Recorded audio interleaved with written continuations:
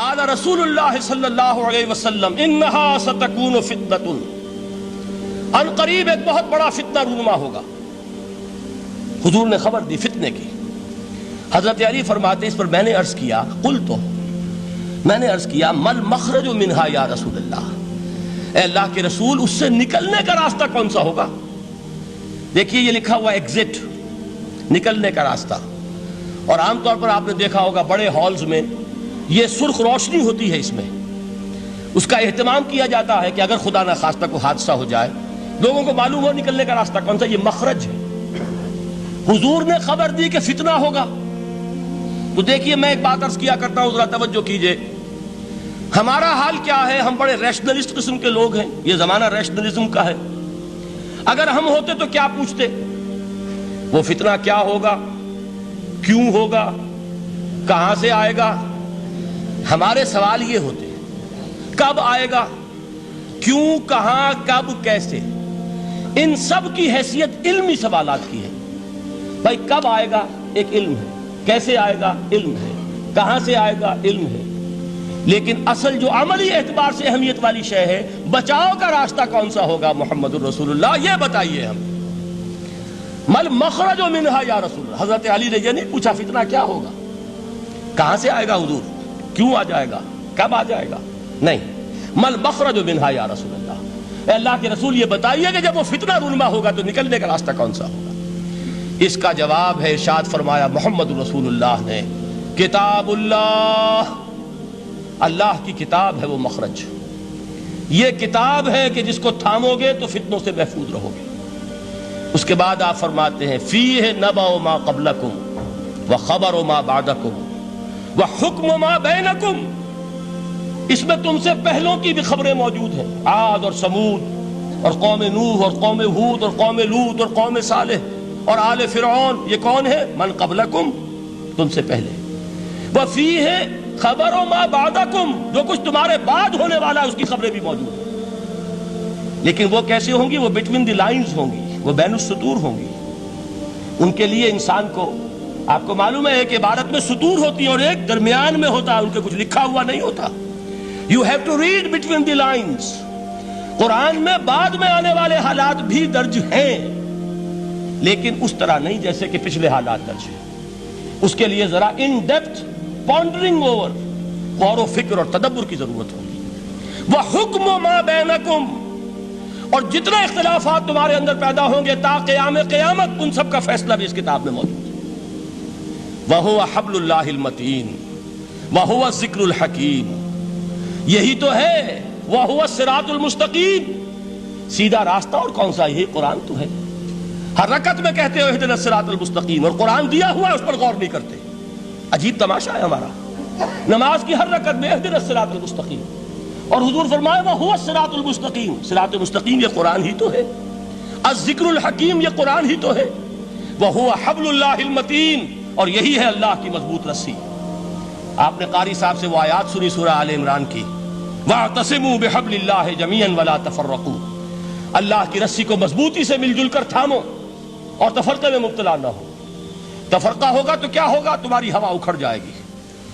آج آپ کو معلوم ہے دول عرب اگر یہ یکجا ہو جائیں، ایک دن کے لیے اسرائیل قائم نہیں رہ سکتا، امریکہ نہیں، امریکہ کا باپ اسے قائم نہیں رکھ سکتا۔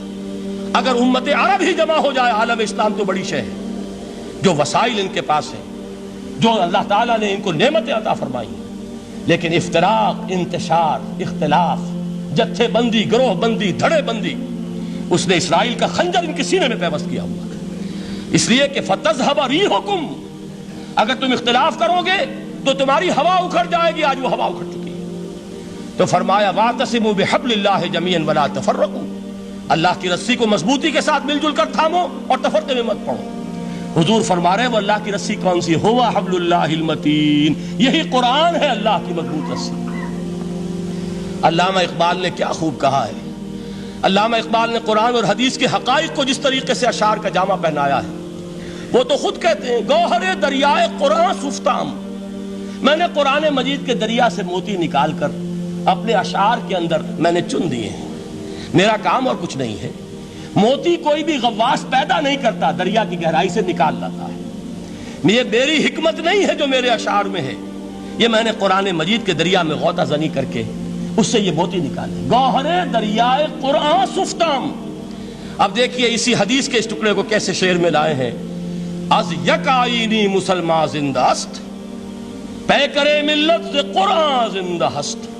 مسلمان کی زندگی تو ایک آئین کے بدولت ہے، یہ آئین قرآن، جو کہا تھا کبھی قائد اعظم مرحوم نے جب پوچھا گیا تھا کہ آپ کے پاکستان کا دستور کیا ہوگا، کیا فرمایا تھا یاد کیجئے کہ ہمیں کسی نئے دستور کی ضرورت نہیں، ہمارا دستور 1400 برس پہلے طے ہو چکا ہے۔ یہ ہماری بدقسمتی ہے جو کچھ کہا تھا قائد اعظم نے کہ God has given us a golden opportunity to prove our worth as architects of a new state, and let it not be said that we didn't prove equal to the task۔ میں معذرت کے ساتھ عرض کروں گا حضرت کہ واقعہ یہ ہے کہ ہم اس کے equal to the task ثابت نہیں ہوئے۔ قائد اعظم کا دیا ہوا پاکستان آج دنیا میں موجود نہیں ہے، اس کا ایک حصہ اپنے نام سے دستبردار ہو کر بنگلہ دیش بن چکا ہے، اس نے اپنی تاریخ کو خیر بات کہہ دیا ہے، حالانکہ مسلم لیگ کی جنم بھومی ڈھاکہ ہے۔ 1906 میں ڈھاکہ میں مسلم لیگ نے جنم لیا تھا، اور اگر وہ صرف ہم سے علیحدہ ہوتا یا گہرا صدمہ ہوتا، لیکن یہ کہ اس نے جب نام بدلا ہے در حقیقت اس نے اپنے تاریخ سے، اپنے پس منظر سے استعفیٰ دیا ہے۔ یہ ہمارا دوہرا ہمارے لیے صدمے کی بات ہے۔ کیا 2 یمن موجود نہیں ہیں؟ ان میں سے کوئی ایک بھی اپنا نام چھوڑنے کو تیار ہوگا؟ کیا 2 جرمنی دنیا میں موجود نہیں ہیں؟ کوئی ایک بھی ان میں سے اپنا نام چھوڑے گا؟ کیا 2 کوریا نہیں ہیں؟ 2 ویتنام نہیں ہیں؟ تو کیا 2 پاکستان نہیں ہو سکتے تھے؟ ہو سکتے تھے۔ میں یہ کہا کرتا ہوں کہ یہ گہرا صدمہ ہے علیحدگی، اور دوہرا صدمہ ہے، اور اس سے کہیں زیادہ بڑا کہ انہوں نے اپنا نام بدل لیا، اپنی آئیڈینٹی چینج کر دی، انہوں نے وہ نام اپنے ماتھے سے اتار کر خلیج بنگال کے اندر ڈبو دیا۔ یہ بہت بڑی سزا ہے جو ہمیں ملی ہے۔ کیوں ملی ہے؟ کہ ہم نے 25 برس تک اس قائد جس کو کہا تھا کہ وہ ہمارا آئین ہے، اس کو آئین نہیں بنایا۔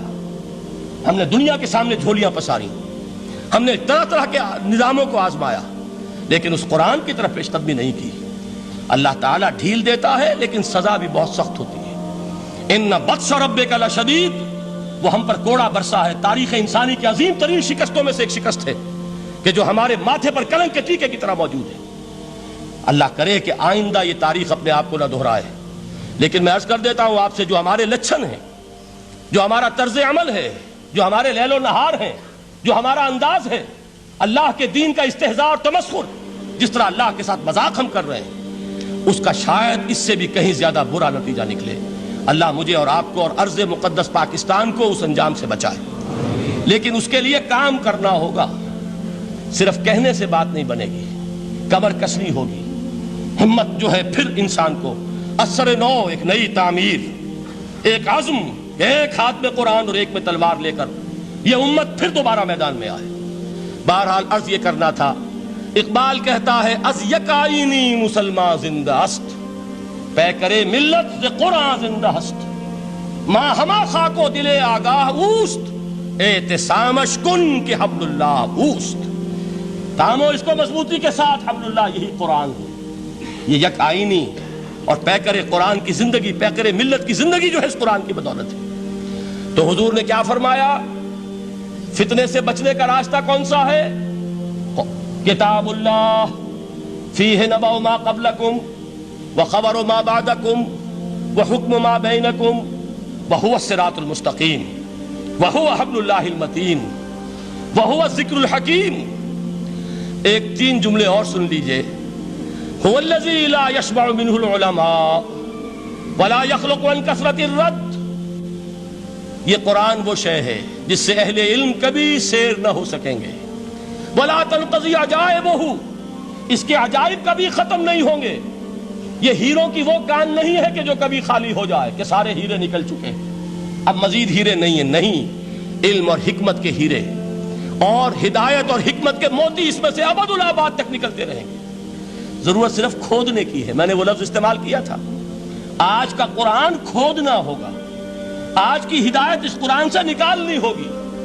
قرآن جب نازل ہوا آن دی سرفیس، بالکل ظاہر وہ تھی اس کی ہدایت جو اس دور کے لیے ضروری تھی۔ ہمیشہ کی ہدایت اس کے اندر رکھ دی گئی ہے، اس میں مضمر ہے، اس میں چھپی ہوئی ہے، اس کے لیے تدبر کی ضرورت ہے۔ کتاب انزلناہ الیک مبارک لَيَدَّبَّرُوا آیَاتِهِ وَلَيَتَذَكَّرَ أُولُو الْأَلْبَابِ، لوگ تدبر کریں، اس کی گہرائیوں کے اندر غوطہ زنی کریں۔ لا تنقضی عجائبہ، اس کے عجائب کبھی ختم نہیں ہوں گے۔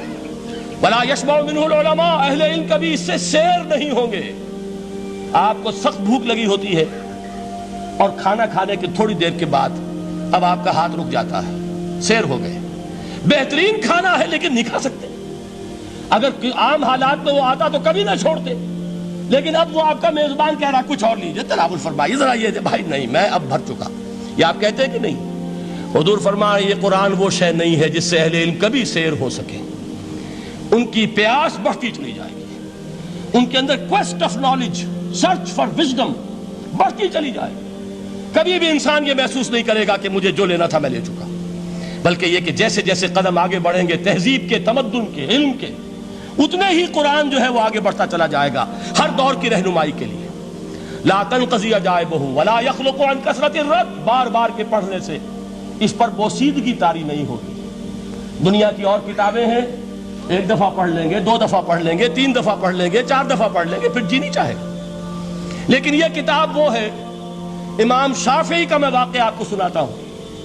وہ یہ کہتے ہیں کہ ایک مرتبہ میرے ذہن میں یہ سوال آ گیا کہ اجماع کے لیے بھی قرآن مجید میں کوئی سند ہے، دلیل ہے؟ سب مانتے ہیں کہ اجماع جو ہے سورس ہے قرآن کے، اسلامی قانون کی، جس پر کہ امت کا اجماع ہو جائے۔ تو کہتے ہیں میں نے 300 مرتبہ قرآن پڑھا اول سے آخر تک، صرف اس دلیل کی تلاش میں۔ 300 مرتبہ مجھے نہیں ملی، 301ویں مرتبہ جب پڑھ رہا تھا مجھے روشنی مل گئی۔